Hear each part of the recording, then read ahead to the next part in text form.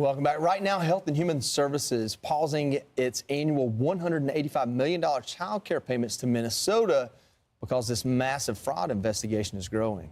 But Governor Tim Walz still pointing blame at everyone else, posting, quote, "This is Trump's long game. We've spent years cracking down on fraudsters. It's a serious issue, but this has been his plan all along. He's politicizing the issue to defund programs that help Minnesotans." White House Press Secretary Karoline Leavitt joining us now. Karoline, thank you for being here. Happy New Year's Eve. Let's jump in right now with Governor Walz blasting President Trump and the Trump administration, saying that this is all about politicizing this massive fraud that keeps growing that we are learning about. You see, that is what you saw from Governor Walz, saying this is Trump's long game. We've spent years cracking down on fraudsters. It's a serious issue, but this has been his plan all along. Your reaction?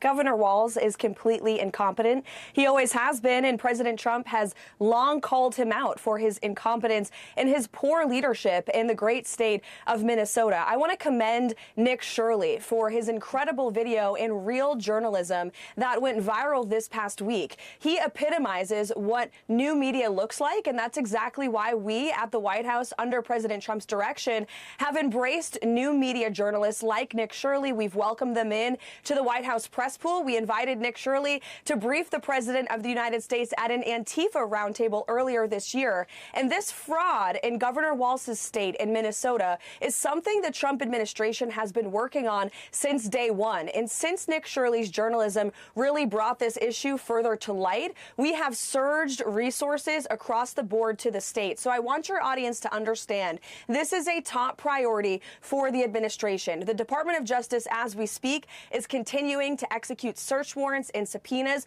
People will be in handcuffs as a result of the fraud that Governor Walz has allowed to occur for many, many years. The Department of Homeland Security is conducting door-to-door investigations on the ground at potential fraud sites, and they are also, of course, conducting continued deportations of illegal aliens in Minnesota's communities. We're also not afraid to use denaturalization. That's a tool at the President and the Secretary of State's disposal, and it's one this administration has previously used before. I know the Health and Human Services Department has also announced we are cutting off all child care funding to the state of Minnesota until we get to the bottom of this fraud. The Department of Labor is investigating their unemployment insurance program. The Department of USDA Agriculture Secretary Rollins weeks ago sent a letter to Governor Walz demanding he turn over every single name of SNAP recipients on the books in Minnesota. And the Minnesota Attorney General actually sued the Trump administration for that. What are they hiding? Our entire administration is working around the clock to get to the bottom of it, and President Trump is not going to let Governor Walz off the hook. So, Karoline, just very quickly to clarify, you covered a lot there, but you mentioned the denaturalization. House Majority Whip Tom Emmer, a congressman from Minnesota, has called for all of the Somalis that are convicted of fraud to have their citizenship revoked. We know so far, according to Pam Bondi, that 98 of the people charged, 85 are of Somali descent. Does President Trump want those Somalis to have their citizenship revoked if convicted of fraud? Absolutely. And it's something the Department of Homeland Security, the Department of State is currently looking at right now. It's something this administration has already done. And we know that there are liberal activist judges across the country who will try to block and tackle this administration from pursuing justice at every turn. But that's not going to stop the president and his entire cabinet by acting on behalf of law-abiding, tax-paying citizens in the state of Minnesota and in states across the country who have been ripped off by people who abused our immigration system, came to our country, do not love our country or respect our values, and now have been ripping off and stealing money from law-abiding Americans. This administration is not going to tolerate it. And again, this is a whole of government effort. We've surged resources. As you pointed out, the Department of Justice has already charged and prosecuted nearly 100 people. In fact, some of the buildings and some of the sites that Nick Shirley exposed in that video are under current investigation by the Department of Justice. One of those sites, the Midway building, resulted in 13 defendants already being charged earlier this year under the leadership of our Attorney General and President Trump. So that is definitely going to continue. Caroline, to wrap up this topic, it's a hot one right now, of course, especially on social media, people following it. We're so happy to hear the pausing of those payments to the child care facilities in Minnesota as all this is sorted out. Are other states on your radar? There's been a lot of rumblings about similar things happening in other states, Ohio also being mentioned.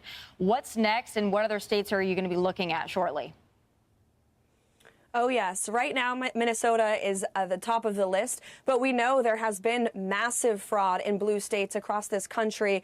Look at California, look at New York.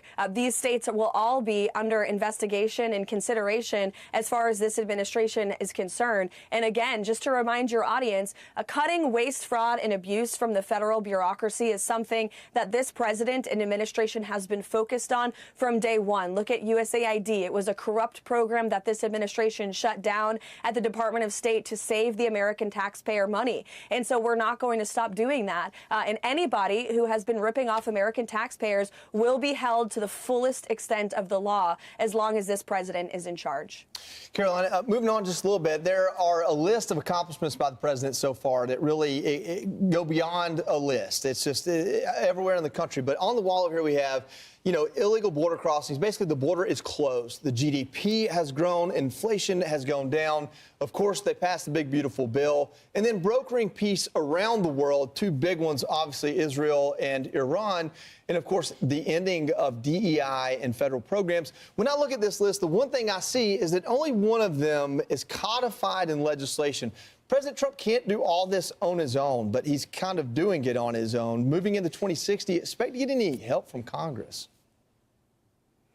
Well, the president has a great relationship with Congress. He has a great working relationship with Speaker Johnson, Senate Majority Leader Thune. The president's been very clear he wants to do away with the filibuster so Republicans can really play tough and smart and pass as much good legislation ahead of the midterms, but over the course of the president's next 3 years in office so we can truly and fully save America before President Trump departs in 2028. But as for the next year, the American people have so much to look forward to. The president will continue to build off of his historic accomplishments. The border will continue to stay shut. Mass deportations will continue. The largest tax cuts in American history for middle-class Americans that President Trump signed into law last year will be going into effect this year. So hardworking Americans will start to see that money going back into their pockets. We know core inflation right now is at a 5-year record low. The full weight of President Trump's economic agenda, everything that he and his economic team have been doing over the course of the last year is really going to come to fruition this year. And I think you're going to see an economic boom. You're going to continue to see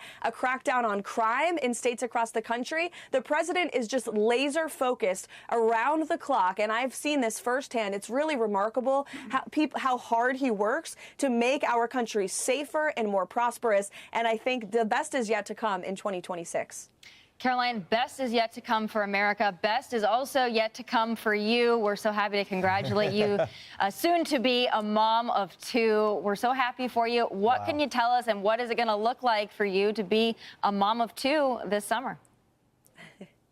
Well, thank you so much. My husband and I are so excited to grow our family and to add a girl into the mix. I had my son in the midst of the 2024 campaign and got right back to work. So I'm very grateful to President Trump and our Chief of Staff, Susie Walz, who have really fostered a pro-family working environment at the White House. Almost all of my West Wing colleagues have young children. So we're all raising our families together and working for the president. It is a very busy season of life, but it's a lot of fun. And I look forward to doing it all over again in 2026. That is amazing. And Caroline, please tell your husband, take it from me and Joey, being a girl dad is the very best thing ever. Absolutely it is. Thank you, Caroline. Happy New Year.